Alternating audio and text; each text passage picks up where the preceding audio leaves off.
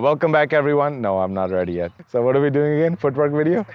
In today's video, we're discussing how to move to the ball faster and also recover faster, and how we can do that by avoiding this one common mistake that I see a lot of players make. We're gonna discuss the two footworks that we use in tennis a lot, how to use them when we move side to side, how to use them when we move up towards a short ball, and also at the end, we're gonna do some of the effective drills to master these footworks. So let's look at the side-to-side movement first and how we move to the ball.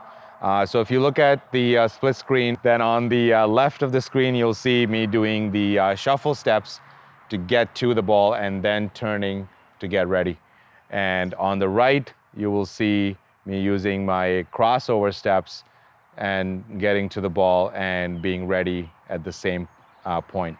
And you'll see how the shuffle steps and then getting ready for the ball will take longer than as when we do it with the crossover steps. Also with the shuffle steps, I'm actually taking extra time to then set up with my unit turn and getting ready to execute my shot.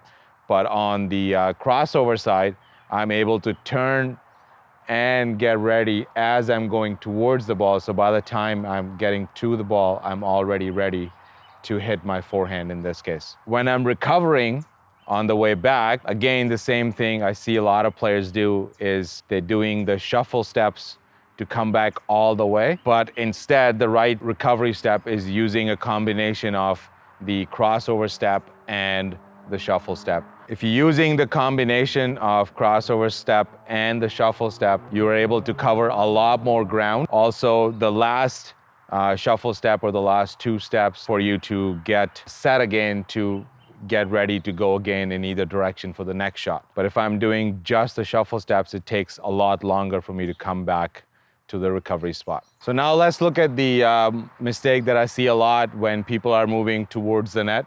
If they get a short ball or they're hitting in a pro shot, a lot of the times when they're running towards the ball, they will run directly towards the ball. And when they get to the ball, now they have to get positioned to wherever they need to hit it. And that takes too long. So the correct way to move towards the ball is clearing the space as you're moving towards the ball and turning. So using my crossover step and then shuffle steps to adjust to wherever I need to go. If I don't have to go too far, I can adjust with my shuffle steps. But if I have to go longer distance, this will take a lot longer again, just like we did on the sideways movement. So the correct way again to be using the crossover step and then turning when we get to the ball. When I get to the ball, I need to be in this position already. So when I'm there, I can execute my forehand in this case, and then keep going towards the net. Let's just do an example on the backhand side too, is I'm moving towards the short ball. Again, I'm gonna turn using my crossover step, get ready. The ball is low, I get to the level of the ball as I'm going towards the ball. I'd again not go and then adjust or go down, it takes too long. So I'm gonna go, so this time I'm gonna assume the ball is gonna be low, so I'm getting low to the ball, I'm getting to the ball already in this position. And from here I can go and then go forward.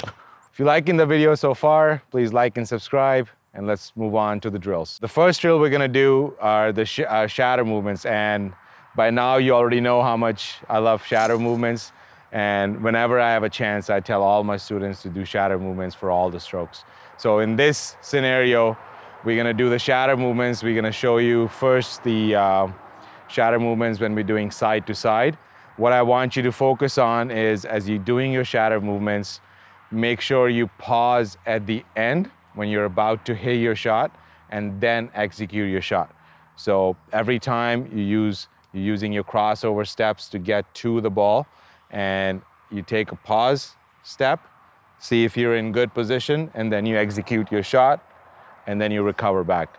And it just gives you a good muscle memory as well by pausing in the middle of if you're getting to the ball and then setting up in the right position right away. Do that on the forehand and on the backhand side, and then we will move on to the drill number 2, which will be doing the same thing with a ball machine or someone feeding you with the ball. You can even do some drop feeds yourself as well. The last one, which is one of my favorite ones to do, and I use that as a warm-up exercise all the time as well, is by tapping the ball on the racket and then practicing my crossover and my shuffle steps.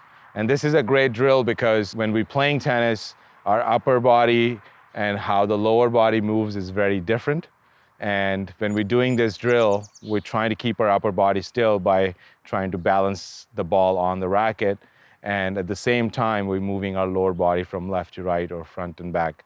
And that's a lot of that we are doing when we are playing tennis too, and how we can move fast onto the court, but still keeping our upper body more stable and still. If you'd like to know more about the footwork patterns that we use when we're going back for hitting an overhead or using some of the sideways movement as well, and also a couple simple tips that will help you improve your overhead consistency, then head on to this video next and I will see you there. Thank you. Bye. So what are we doing again? Footwork video? Or serve. Or serve, volley. or volley, whatever. Tennis video. Let's do a tennis video. We can do a tennis video. I think we're doing a couple of them, so we're okay.